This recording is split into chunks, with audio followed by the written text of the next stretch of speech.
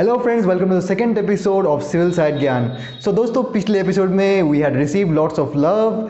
सो your दोस्त and host Mainak is back with the second episode.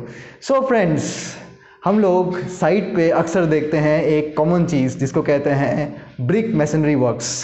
जी हाँ, the brick masonry works which are commonly done at site we'll watch in today's videos, and हम लोग जानेंगे कि कौन कौन से चीज़ which things which we have to take care as a site engineer or while supervising a site so that the brick masonry works are perfect and we don't make any mistakes.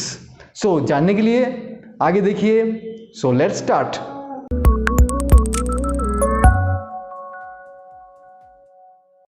So friends, we'll discuss point wise all the points which you need to take care while supervising any brick masonry works.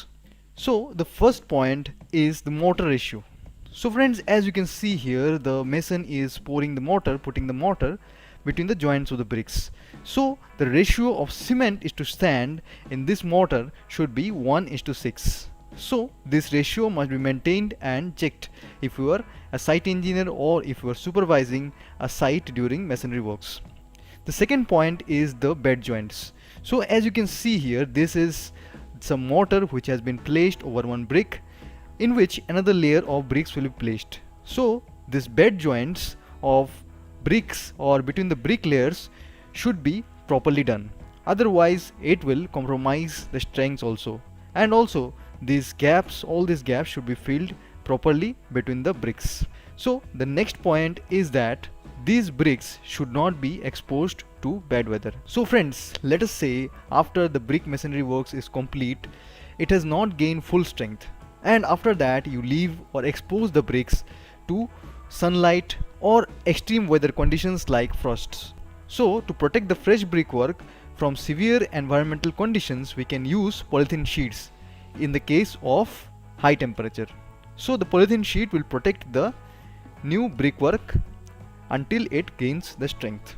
So the fourth point is adjusting brick suction. So what is brick suction?